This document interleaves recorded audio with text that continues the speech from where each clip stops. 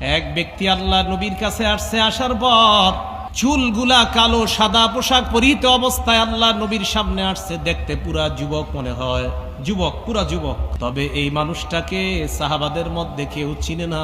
এমন একজন আল্লাহ নবীর সামনে আসছে। আসার পর আল্লাহ নবীর সামনে বসছে, হাঁটু দুইটাই ভাবে নামাজের মতো গেড়ে আল্লাহ নবীর সামনে বসলেন। বসার পর বললেন, ইয়া রাসূলুল্লাহ মাল ঈমান। হে আল্লাহ নবী, আপনার কাছে জানতে চাই ঈমান কি জিনিস, আমাকে আপনি জানায়া দেন। সাহাবারা সবাই দেখতেছে। এক যুবক আয়েশা নবীরে প্রশ্ন করলেন, ঈমান কি জিনিস? নবী জবাব দিলেন, আল ঈমান আন তুমিনা বিল্লাহ।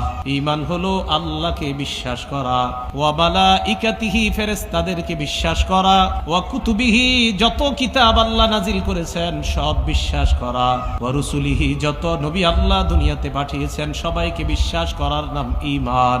ওয়া তুমিনা বিলিকাইহি, আল্লাহর সাথে মরণের পর আমাদের সাক্ষাৎ হবে, এটা বিশ্বাস করার নাম ঈমান। ওয়া তুমিনা বিল বাসিল আখির, আবার আল্লাহ আমাদেরকে পুনরায় জীবিত করবেন, এটা বিশ্বাস করার নাম হলো ঈমান। মন দিয়ে শুনবেন কথাগুলা। বলেন তো, এক নাম্বার প্রশ্ন করছি কি ঈমান কি জিনিস? তো নবীজি জবাব দিলেন, ঈমান হলো আল্লাহকে বিশ্বাস করা, ফেরেশতা বিশ্বাস করা, আখিরাত বিশ্বাস করা, কিতাব বিশ্বাস করা, রসুলদেরকে বিশ্বাস করা, আর আমরা সবাই যে আল্লাহর সাথে সাক্ষাৎ করব এই বিষয়টা বিশ্বাস করা।